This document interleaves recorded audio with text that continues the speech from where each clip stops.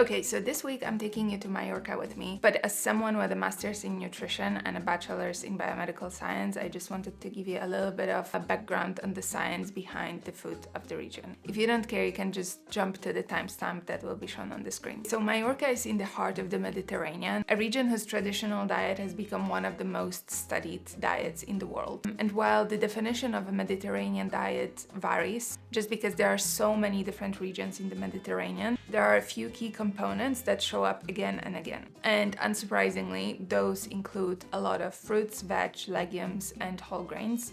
There's also quite a lot of olive oil and nuts as the main source of fats. People generally consume more fish rather than red meat, and they also occasionally enjoy a glass of red wine with main meals. And ever since the 60s, observational studies have been consistently showing that people who follow a Mediterranean-style diet, they generally have better health outcomes. They tend to live longer and have lower rates of heart disease. For example, there was one massive analysis of over 4 million people that showed that even small differences in how closely someone follows a Mediterranean diet was linked to a 10% drop in heart disease risk. But most of this research was observational, which basically means that scientists look at two groups of people, for example, men in Italy and men in the US, and compared them across different outcomes. But the problem with this study design is that even if two things happen together, it doesn't mean that one of them causes the other, which is something that scientists call a correlation and not a causation. For example, it might be that people who follow a Mediterranean diet have fewer heart attacks, but is that because of the diet, or because they are more active, or because they have access to better healthcare, or because they are wealthier? And that's where randomized controlled trials come in. And these are basically studies where participants are split into two different groups, one of them receiving the Mediterranean diet and the other one receiving a comparison, which could be a low-fat diet or like the usual care in case of sick populations. And in this setup, because everything else is kept the same, it actually helps scientists infer causation. And recently, a high-quality meta-analysis by Cochrane Reviews pulled together 30 of these randomized controlled trials with over 12,000 participants in total to really evaluate what the best quality evidence says about the Mediterranean diet. And they found moderate quality evidence suggesting small but real improvements in blood pressure, cholesterol, and stroke risk. But the results were actually less conclusive when it comes to total mortality and heart attacks. So while the benefits of a Mediterranean diet in randomized controlled trials didn't seem as dramatic as those in observational studies, the overall direction still supports that this way of eating can be beneficial for your heart. But being completely honest, what I ate in Mallorca isn't a textbook representation of a Mediterranean diet. I would say it was much more indulgent and full of fatty and salty foods and not so much fruits and veggies. But anyways, in this video I will show you a more indulgent side of the Mediterranean.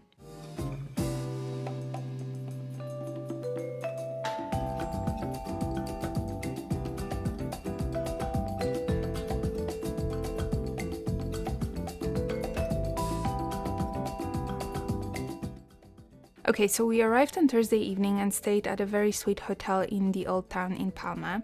And later in the evening we were hoping to find a cute restaurant, but everything was either booked or full. So we landed in this tapas bar, which didn't have the best vibe, but the food was still really good. So we started with some white wine sangria. It always shocks me how strong it actually is without even tasting like alcohol. So this one little glass completely knocked me out. We were then served a shot of gazpacho as aperitif and then had some tapas. We tried a garlicky shrimp with a lot of olive oil, then had some grilled peppers, which you can see very well here. We also had a potato croquette with truffle mayo. This was basically fried mashed potato. But it's nice too.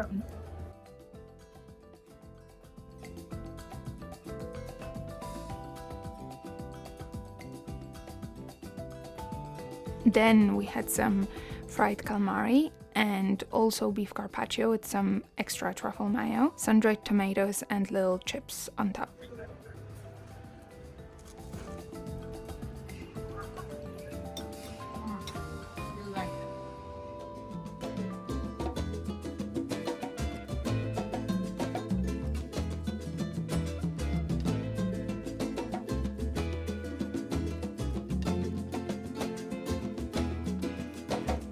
The next day we walked around Palma's cute little streets and found a hidden cafe where we had breakfast. Mark had a sandwich with burrata and mortadella, and I had a pastrami with mustard sandwich and also some jalapenos on the side. We actually shared those and both were very good. As we were having our breakfast, I found this blog, which I will link below, where they recommended going to a local market for super good tapas, so this is where we had it next. While I absolutely loved this place, Mark didn't like it as much because it smelled, well, like a fish market, and he doesn't enjoy fish that much. But it was bustling with life, and it seemed like the whole of Mallorca was hiding away in this tiny market, having their lunch. There were stands with fresh fruit and veg, there were stands with all kinds of fish and fish dishes, and also cured meats and cheeses and so on. Unfortunately, I was still really full from breakfast, so I only had a small tapas of sardines with a lot of olive oil and also garlic shrimps, and I feel like that was actually the very first true representation of a Mediterranean diet at play. Super simple but so good. Later in the day we drove down to Artà, which is a small town in the northeast of Mallorca, and the idea was to actually go surfing the next day, which was supposed to be a surprise for Mark, but it actually turned out that there's no surfing in Mallorca at this time of year. So that was a shame, but yeah, it was still quite nice. We stayed at another cute boutique hotel and had two really good restaurants just around the corner, so that's where we had our dinner. I asked the waitress what she would recommend as, you know, the top choice from the menu, and she suggested I have this nachos-inspired dish of deep-fried pasta filled with cheese and served with guac. The waitress actually said it would be more than enough for one person, but she clearly doesn't know me, so we then had a serving of meatballs in tomato sauce, which were really nice, and this was followed by an amazing super thin apple pie with vanilla ice cream.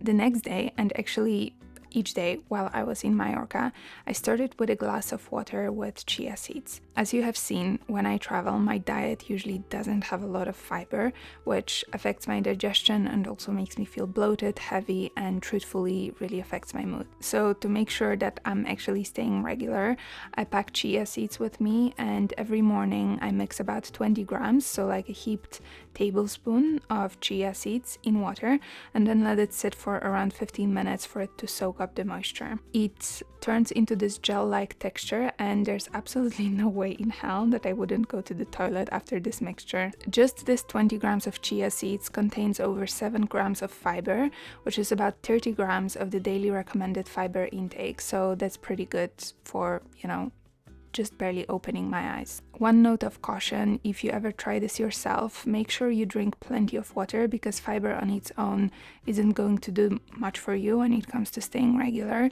and might actually make things worse. So just make sure you drink a lot.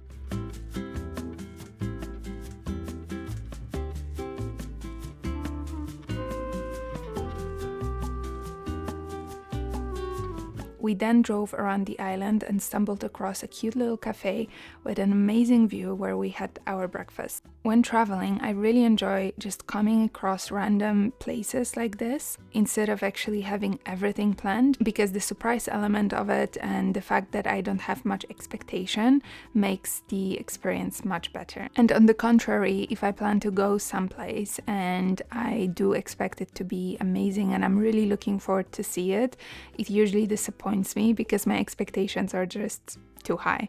So I rather just drive around and stumble across nice places like this one.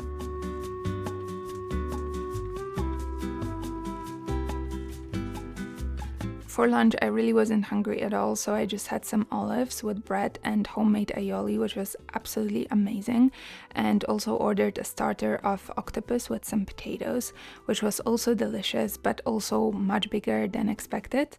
So after lunch, we respected the Spanish siesta tradition and had a nap.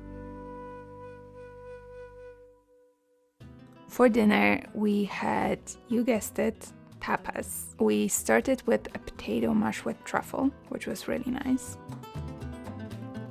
Then we had a beef tartare with some tomato salad. There were olives with aioli and also meatballs in tomato sauce, which were actually completely different than the meatballs we had the day before. And yeah, we just enjoyed our dinner with a glass of spritz, and that was day 2.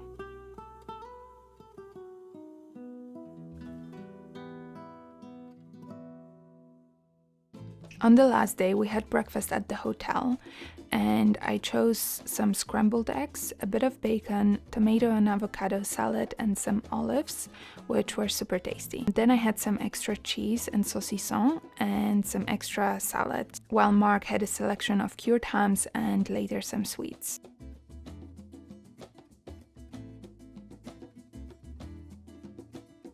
Then we started heading back towards Palma to catch our flight later in the evening and stopped in a cute town called Valdemosa, I think. In Valdemosa, I was still full after breakfast, so had a pumpkin soup for lunch, and we shared a serving of patatas bravas, which are basically fried potatoes with some spicy mayo. Then we went back to Palma and had one last tapas dinner before our flight at a very cute place that felt very authentic. There we started with some grilled peppers, which were nice and refreshing. We then had a tuna tartare and a few dishes recommended to us by the waiter. The first one was small pieces of pork fried in butter, which were actually quite similar to KFC chicken, but actually much more fat.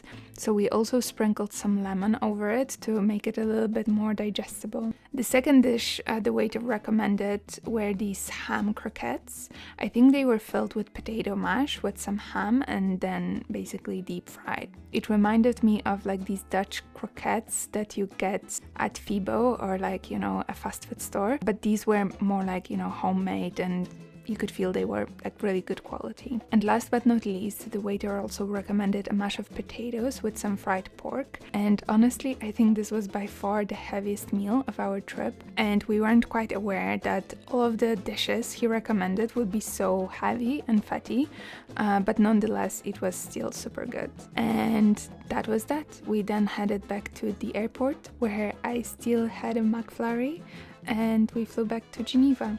Hope you enjoyed. Bye.